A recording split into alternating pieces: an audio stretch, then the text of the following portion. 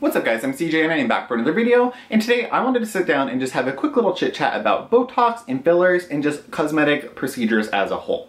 So before we get into this video, don't forget to give it a thumbs up and to subscribe to my channel. I would greatly appreciate it, and I will link all my socials in the description bar down below as well if you want to follow me there. So before we get in this video, I just want to preface this by saying I am 24 years old and I have been getting Botox for about 2.5 years now. Now, I got a lot of flack before I ever started getting Botox and while I get Botox, and I get a lot of like polarizing opinions on it. So I get about 30 units, 25 to 30 units whenever I go get it, which is about every eight months to once a year. So I get 5 units under each of my eye to treat crow's feet, premature crow's feet that I have. I have kind of like small squinty eyes in general, and just walking around on a day-to-day basis, whether it's sunny or not, I kind of like squint my eyes like this, which doing that for a prolonged period of time, for days and days and months, will kind of create lines and creases in your eyes, which I did and do have.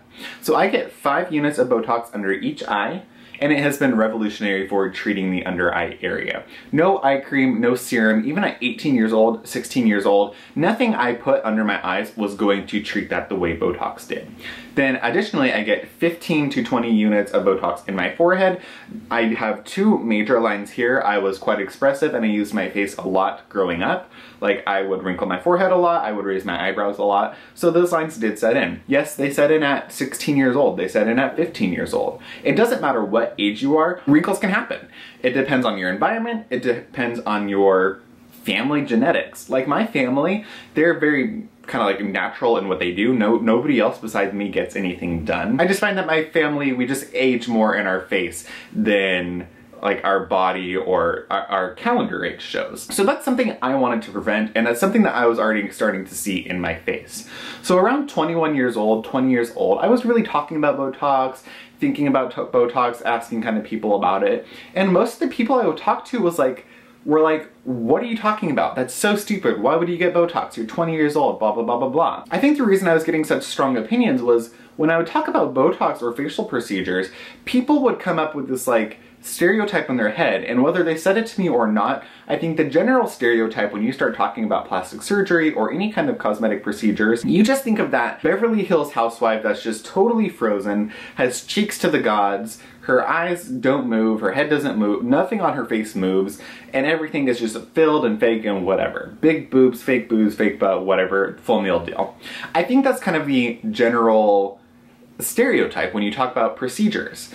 And I think maybe 15 years ago, maybe even 10 years ago, I think that might have been a valid stereotype to have.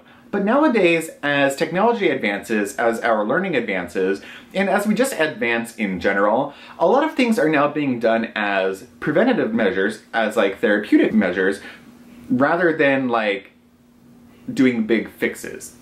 So like the newer thought with using retinol is to use a lower percentage more frequently to get daily results or to get gradual results rather than using a super high strength prescription once a week. So the general thought is you want to do consistently a consistent build rather than a high peak and then a low trough, if that makes sense. So the same thing is being applied to procedures. You start seeing now, instead of doing full facelifts, you'll see people doing lifestyle lifts, which are just small incisions and just very small lifts around the face. And those are being done at 30 to 35 years old. The same thing applies to Botox actually.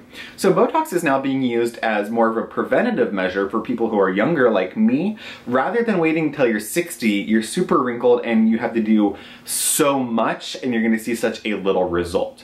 So for me, when I went into the office that I went into, which the place that I go to specializes in plastic surgery, they specialize in injectables, facial treatments, they do the full meal deal, they're board certified, and it's run by a plastic surgeon, dermatologist. It's a legit place. When I went in there and asked them about it, they were totally understanding and agreed with where I was coming from. They agreed that with what I had forming and what I was doing, that a preventative dose of Botox would actually be really beneficial. And it has been revolutionary for my face and kind of like just my life in general. I'm not gonna say that I went from like having a totally crepey wrinkled face to looking like a baby, but it did help smooth everything out, and I find that I don't use these muscles as much as a result, obviously.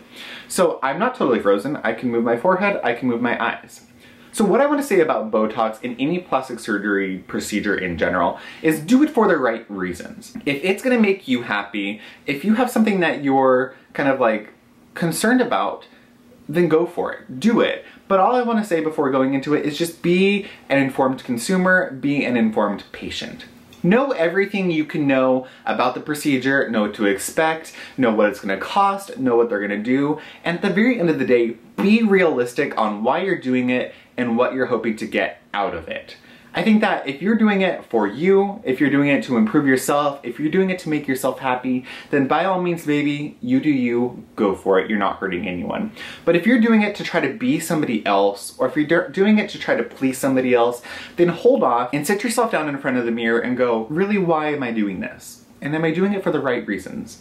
And if you think that you are, then go for it. And if you really question it, then maybe hold off and try something different.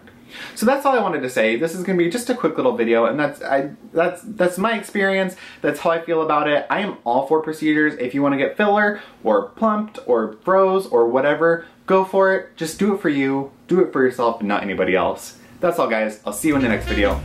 Bye.